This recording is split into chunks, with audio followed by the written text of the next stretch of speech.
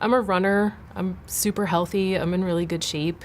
I had just run 4 miles probably a couple days before I had the heart attack. The whole situation was kind of a shock when it happened. I was picking my girls up from school and I had a burning in my chest, so I drove myself to the emergency room. My husband was out of town, unfortunately, and at first they thought that it was heartburn, and nothing was showing up on the EKG or my blood work to say it was a heart attack. They took me into the cath lab and they realized that an artery had dissected from my heart, basically, and it was causing a heart attack. I found out that I needed to have surgery. Lisa is a mother of 2 young, energetic children, and came in with a fairly dramatic presentation. She had a dissection of her coronary artery, spontaneous dissection, but to have it happen in a coronary artery, it's unusual. I mean, you can go to the library and find only a few dozen cases ever reported. From what I remember Dr. Poston telling me, that it can happen to marathon runners and to bodybuilders, like female bodybuilders, and just kind of happens from the stress. She came in about 2 in the morning, and then we got her to the operating room about 8 a.m. I remembered him telling me that he could kind of go in robotically and fix the artery, and then that would be it.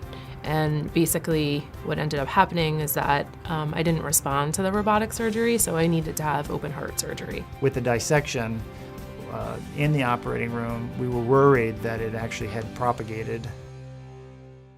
My husband was in California for work, so when he took off in California, he thought that I was in the emergency room for heartburn. He had a layover in Detroit, and at the layover, he had about 10 messages on his cell phone. By the time he landed in Philly, I had already been in surgery, so I didn't get to see him before I went into surgery. He was the first person that I remember hearing and seeing when I woke up in the ICU, so it was pretty cool.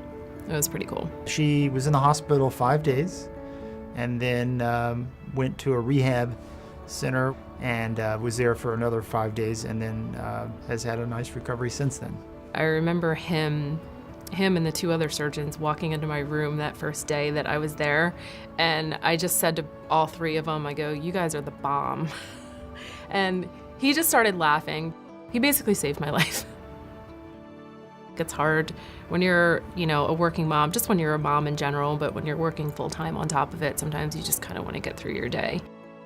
Now it's even more so that you kind of just take in the small things, and I think one of the biggest things for me was the support that I got from people here at the hospital. It was amazing the amount of support that people had. There was one nurse who kept calling, would call my husband to make sure I was okay and would follow up with me.